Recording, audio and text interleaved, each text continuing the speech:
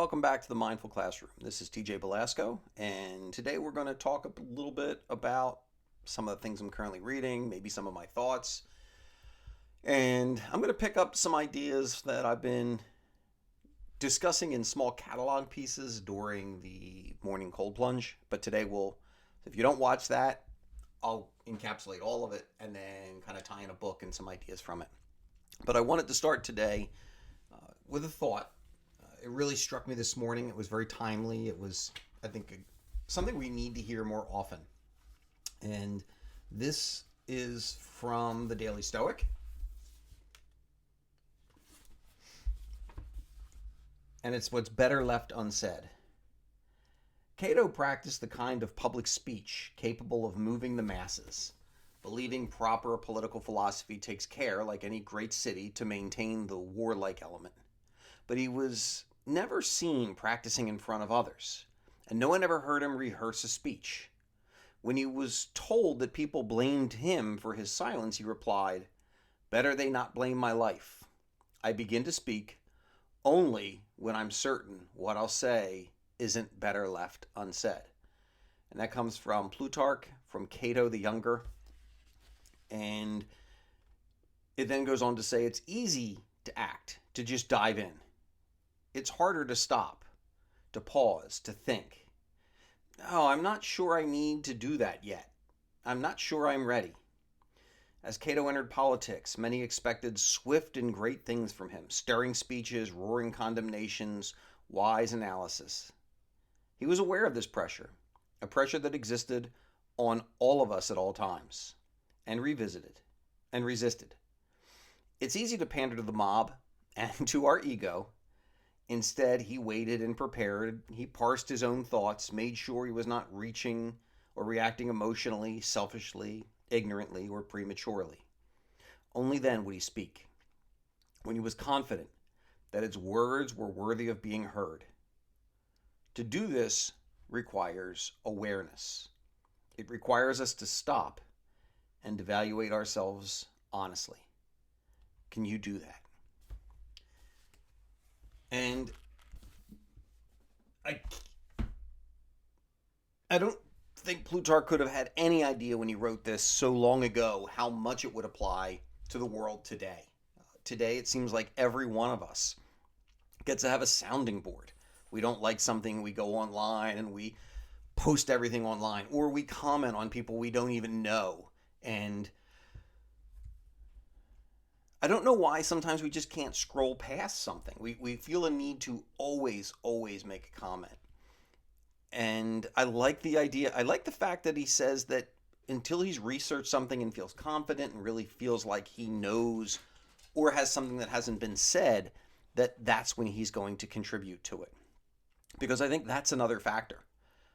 I get frustrated and saddened when I see some of the comments that are on the satire pages that are shared on social media, and people look at those satire pages like somehow,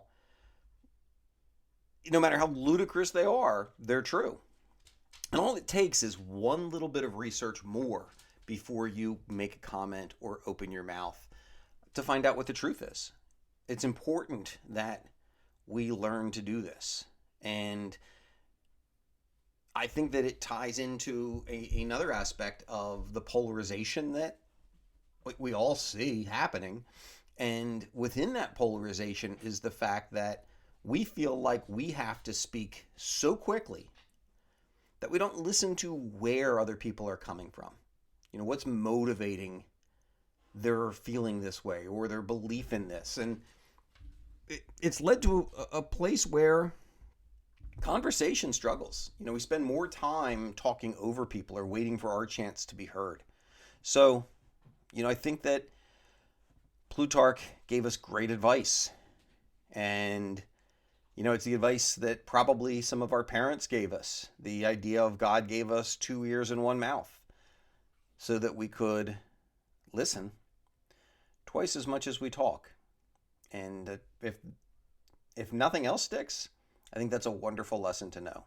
We don't always have to put our voice in there. And I do like the fact, because it becomes a big part, that he even goes on to make a comment that part of us talking and feeling like we have to talk really stems from our own ego, that what we have is so important. And one of these weeks, I will pull out a copy of Ryan Holiday's Ego is the Enemy, when he talks about Stoicism. I think that was the first book that I read from Ryan Holiday. And it's a tremendous book. But that idea of reminding ourselves that so often we get done in by this ridiculous ego and this need to think we're the most important person. We have to have our opinions heard by everybody and believed by everybody. That's the other side of it. Like, our opinion has to be right because our ego wouldn't settle for any other thing. So that was my meditation thought that started today, and I thought it was worth hearing and maybe worth talking about a little bit. If you listen to this and you have any comments on that, I'd love to hear from you. So feel free to take a moment to put something in the comments that expounds on that. So one of the things that I've been discussing for, I guess, the past 7 days is a concept in Japan called Ikigai. And I came across this, I guess, long story short, I was watching a show on happiness and lifespan and where people tend to do best. And they labeled these areas blue zones, that there are blue zones in the world, that the people who live there tend to be happier than other places. And as I talk here, let me see if I can find blue zones. And there's a couple books written on blue zones if you want to check that out too. But the 5 blue zones in the world are Ikaria, Greece, Okinawa, Japan, Agliastra region of Sardinia, Loma Linda, California, and Nicoya Peninsula, Costa Rica. And these areas are said to have people who live the longest life. So one of the concepts when they went to Okinawa was they talked about this Japanese concept of Ikigai. And that's one of the reasons that they attributed to such long lives. So before I talk about the book that I want to talk about, Ikigai, the 10 rules of Ikigai are very straightforward. And I'll put a link to this so you can go further. Stay active, don't retire. And I really, when I thought about that, especially coming from somebody who just retired, I think that it's not necessarily simply the idea that you stay with one job, but it's the idea that you keep doing something of value. You keep finding your quote unquote purpose in life. So even when whatever you've done for a career comes to an end, maybe you look for something second that allows you to stay active and keep that purpose. Maybe it's you're going to write a book that you've always dreamed about writing, or you're going to work with hospice. I remember my mother driving a car for Holy Redeemer and being able to take people to appointments. She went in to read to schools. So it's that idea of just you don't want to have no purpose when you get up in the morning. And I think a great purpose that comes later in life is being useful and helpful to other people. Take it slow. That's number 2. Take it slow is fascinating because we live in such a fast-paced life, getting to the next appointment and the next thing, that so often we don't slow down and enjoy the moment we have. It's the old expression, walk slowly and you'll go far. But I think that calmer pace of life reduces stress and just takes away some of that worry. Number 3, and this is one that I've really put a lot of work into myself lately, don't fill your stomach. Stop eating when you're 80% full. we have a tendency to mindlessly eat, so that overeating is an easy thing. We don't know when we're full, but the Japanese will stop eating when they're about 80% full, and they will actually remind themselves toward the end of the meal not to overeat. 4, surround yourself with good friends. I think that's a beautiful one, and it's an important one to, you don't have to have hundreds of friends on social media. You just have to have a pocket of a few good friends, and with those friends, you can share your joy, you can share your sorrow, you can support each other. I just listened to a video that was talking about that. I'm trying to recall I'm not sure, I think it's Simon Sinek, the pronunciation author and inspirational speaker, and he said he has a code with friends because it's proven that 8 minutes of connection is what you need in order to get through a sad feeling or just a despondency. And so he and I can't remember if his wife, I'll have to look it up, will text each other saying, "Do you have 8 minutes?" And they know that code means they'll stand with them and they'll support them and they'll be with them. They'll make that connection. The other one I really like is, when you look at a friend, how many 3 a.m. friends do you have? And that idea is, if I call you at 3 a.m., you'll answer if you're awake or if it wakes you up. And if I need something, you'll help me with it. So surrounding yourself with good friends is important. Get in shape for your next birthday. So start now. Do whatever you can to get in shape. If it's running, run. If it's walking, walk. Exercise releases hormones that make us happy. It helps with our mental health. Number 6, just smile. Smiling is a recharge, and it's the idea of the energy we put out is the energy we welcome back. So if you're smiling and you're putting that kind of energy out, it's a very nice thing. Reconnect with nature. That was today's when I went in the plunge. Spend time going out into nature, and do so sometimes without the headphones in. Listen to the birds, listen to the leaves moving, listen to whatever animal sounds you'll hear, the waves crashing if you're on the beach. But really immerse yourself in nature. We spend so much time inside. Take walks, take hikes, go climb a mountain if you get a chance to do that, whatever it might be, but just really take that time to reconnect with nature. Number 8, give thanks. I think giving thanks used to be something that was so common when you said grace at a meal. And you don't even have to say it out loud. You can just in your head, bow your head, and if it's a prayer, if it's a thanks for the food that you have, if it's a thanks for the day that you had, but just really giving thanks to people. And to me, that's something I've thought about.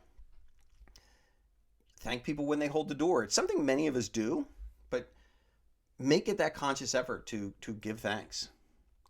Number 9, live in the moment. We spend so much time regretting the past or fearing the unknown future that we don't enjoy the here and now. And the more you enjoy now, the more work you put in the now, the better your future is going to end up being.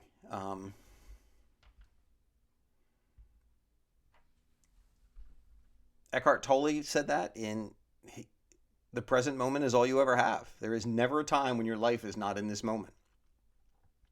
Is that not a fact? So we live in this moment and make the most of this moment. I've mentioned before, living in the moment reminds me of the Vietnamese Buddhist monk Thich Nhat Hanh, when he was asked to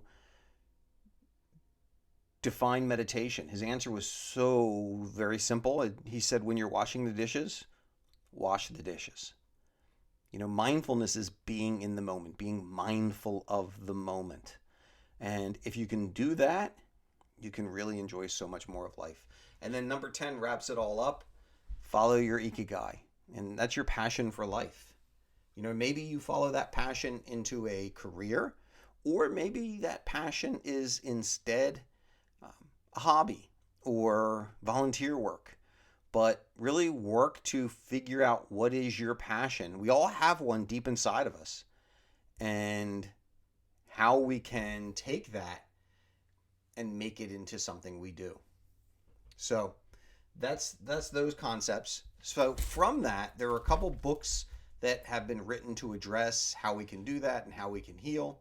And one of them that I've really liked is this book, if you're watching. If you're listening, it's called Ikigai, The Japanese Secret to a Long and Happy Life. It's written by Hector Garcia and Francisco Morales.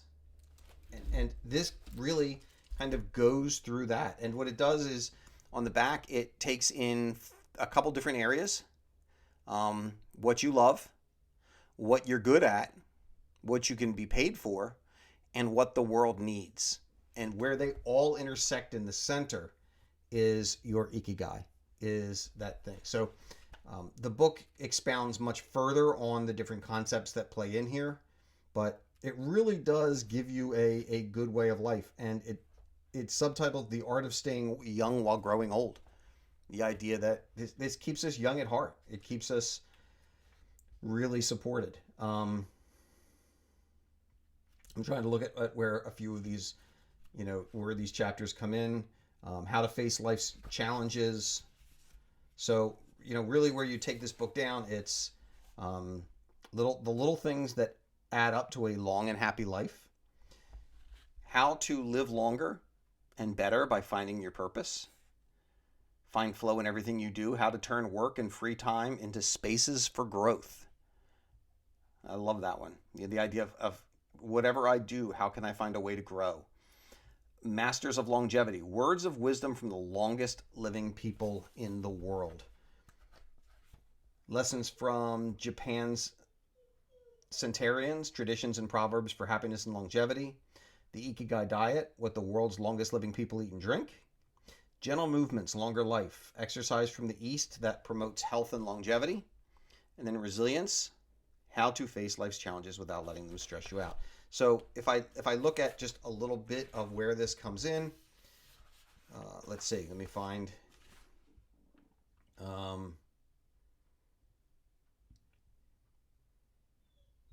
For instance, they have one, Misao Okawa, 117 years old. Eat and sleep, and you'll live a long time. You have to learn to relax. According to the Gerontology Research Group, until April 2015, the oldest living person in the world was Misao Okawa, who passed away in a care facility in Osaka, Japan, after living for 117 years and 27 days. The daughter of a textile merchant was born in 1898 when Spain lost its colonies in Cuba and the Philippines, and the United States annexed Hawaii and launched Pepsi-Cola. Until she was 110, this woman, who lived in 3 different centuries, cared for herself unassisted. When specialists asked her about her self-care routine, Misao answered simply, eating sushi and sleeping, to which we should add having a tremendous thirst for life. When they inquired about her secret for longevity, she answered with a smile, I ask myself the same thing. Proof that Japan continues to be a factory of long life. In July of the same year, Sakari Momoi passed away at 112 and 150 days. At the time, he was the oldest man in the world, though he was younger than 57 women. And each one, they ask different people, and they're wonderful little anecdotes in that chapter. So it's a book that I would highly recommend. I think it's weirdly, where this is kind of coming together is going to tie into the other book that I have, because that book came across my radar from somebody recommending books, and this book was also, I had already read this, but this book was also on his list. So the other book that I'm currently reading, this book I'll talk a little bit about, but I'm only about halfway through, and I will have it finished for next week when I can kind of pull it together. But this is Robin Sharma's The 5 a.m. Club. And this book really, it's interesting. It caught me off guard. I had no idea about it. It flew under my radar. But I am a morning person.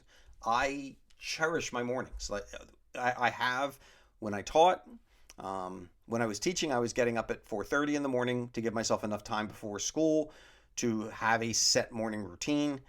Now I've been able to push it back to 5 o'clock, but my morning routine is something that I absolutely cherish. So when I saw the book called The 5 a.m. Club, I thought it was going to be a nonfiction book that was going to look at ways that we can capitalize on our mornings, because if you can get on top of things in the morning, your whole day goes much more smoothly. And sometimes that also entails doing some things the night before, but we'll get into that a little bit when I talk about the book. But instead, it is a book that reminds me of another book, The Way of the Peaceful Warrior, where a couple people are at a weekend summit for entrepreneurs in order to better themselves, and they come across a person that really looks homeless. And as they get talking to him, he everything he's saying is making sense, and he invites them that he's actually a billionaire and he will fly them to his island retreat and they can have a private class.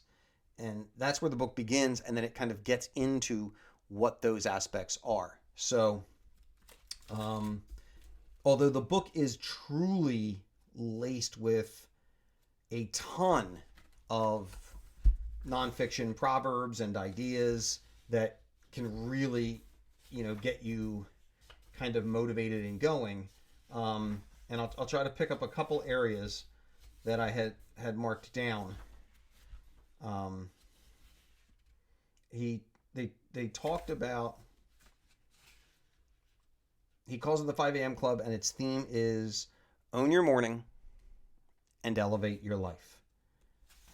And that's really where he gets them started with that. And he then says, so like as they get together for the meeting, part of it comes in, adults are deteriorated children, he went on. When you were much younger, you understood how to live. Staring at stars filled you with delight. Running in a park made you feel alive. And chasing butterflies flooded you with joy.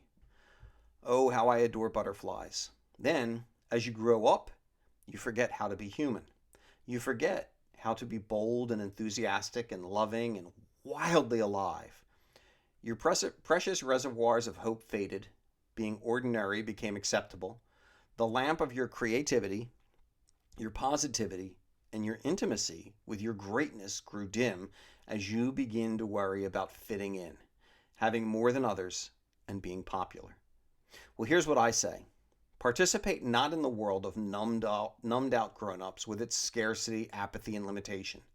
I'm inviting you to enter a secret reality known only to the true masters, great geniuses, and genuine legends of history, and to discover primal powers within you that you have never known were there. You can create magic in your work and personal lives. I sure have. And I'm here to help you. And that's kind of where it comes in setting up how we can really capitalize on making the most of what we have. And it continues to pull on him and then another teacher they just simply call the Spellbinder. And the Spellbinder's teaching says, each one of you carries a quiet genius and a triumphant hero within your hearts. Dismiss these as idealistic words of an elderly inspirationalist if you wish, but I'm proud to be an idealist. Our world needs more of us. And yet, I'm also a realist. And here's the truth. Most people on the planet today don't think much of themselves, unfortunately. They secure their identity by who they are externally. They evaluate their achievement by what they've collected, versus by the character they've cultivated. They compare themselves to the orchestrated and fake, highlight reels presented by the people they follow. They measure their self-worth by their net worth, and they get kidnapped by the false thought that because something has never been done, it can't be done, depleting the grand and electrifying possibilities their lives are meant to become. This explains why the majority is sinking into quicksand of uncertainty, boredom, distraction, and complexity. And from there, they really look at other people's quotes as they come in, but the lessons themselves tend to be short and straightforward. Sorry, you may hear my dog Scout trying to get onto the podcast. So last thing I'll share from the book, but he gives them 5 rules. Rule 1, an addiction to distraction is the end of your creative production. Empire makers and history creators take 1 hour for themselves before dawn, in the serenity that lies before the clutches of complexity, to prepare themselves for a world-class day. Rule number 2, excuses breed no genius. Just because you haven't installed the early rising habit before doesn't mean you can't do it now. Release the rationalizations and remember that small daily improvements, when done consistently over time, lead to stunning results. 3, all change is hard at first, messy in the middle, and gorgeous at the end. Everything you now find easy, you first found difficult. With consistent practice, getting up with the sun will become your new normal and automatic. Rule number 4, to have results the top 5% of producers have, you must start doing what 95% of people are unwilling to do. As you start to live like this, the majority will call you crazy. Remember that being labeled a freak is the price of greatness. Rule number 5, when you feel like surrendering, continue. Triumph loves the relentless. So it's kind of where that takes off. The back cover, just to give you a back cover glimpse, is Own Your Morning, Elevate Your Life. Legendary leadership and elite performance expert Robin Sharma introduced the 5 a.m. concept over 20 years ago, based on a revolutionary morning routine that has helped his clients maximize their productivity, activate their best health, and bulletproof their serenity in this age of overwhelming complexity. Now, in this life-changing book, handcrafted by the author over a rigorous 4-year period, you will discover the early rising habit that has helped so many accomplish epic results while upgrading their happiness, helpfulness, and feeling of aliveness. Though an enchanting and often amusing story about 2 struggling strangers who meet an eccentric tycoon who becomes their secret mentor, the 5 a.m. Club will walk you through how great geniuses, business titans, and the world's wisest people start their mornings to produce astonishing achievements. A little-known formula that you can use instantly to wake up feeling inspired, focused, and flooded with a fiery drive to get the most out of each day. A step-by-step method to protect the quietest hour of daybreak so you have time for exercise, self-renewal, and personal growth. A neuroscience-based practice proven to help make it easy to rise while most people are sleeping, giving you precious time for yourself to think, express your creativity, and begin the day peacefully instead of being rushed. Insider-only tactics to defend your gifts, talents, and dreams against digital distraction and the trivial diversions so you enjoy your fortune, influence, and a magnificent impact on the world. And as I said, my mornings are a wonderful thing. Right now I'm waking up at 5 a.m. That gives me time that I can take my dog out for at least a 45-minute walk. So instantly I'm getting exercise. The other wonderful thing about it is that when I'm coming home, I'm getting to see the sunrise. So I'm getting those first rays of sun coming in. When I come home, that leaves me anywhere from 20 to 30 minutes to meditate. So I can get on the mat, I can do my meditation. Then I hop in the cold plunge for 3 minutes. Once I'm out of there, I can shower. And then I can sit down to write a little bit. And I'm so excited to say I can sit down to list the 3 gratitudes I have. I'm holding up the 1-minute gratitude journal. And I'm excited about this because I'll start this journal tomorrow, but this is the 4th journal that I have filled. So I just finished my 4th journal and I'm now on my 5th journal. And it just it starts my day in a much more positive and energetic way because I'm instantly reflecting on the day before and feeling happy and grateful. And I looked at no matter what kind of things happened. And as I always tell you, some days I'm grateful for something enormous, maybe somebody's health or something wonderful that happened to me. And other days I'm grateful that I had 15 minutes to sit down and read in the middle of the day, or, I really slowed down and enjoyed a cup of tea in the afternoon. Whatever it might be, just experiencing those things. So there are my two books. I will put links to them down below in the show notes. So, as I said, please subscribe. I'd love you to follow this podcast. And I will be back next week finishing my review of the 5 a.m. Club. I'll have the book finished by next week. And probably talking about maybe a second book that I've read somewhere in the past. Just to, excuse me, just to bring up some of those ideas. So, have a wonderful day.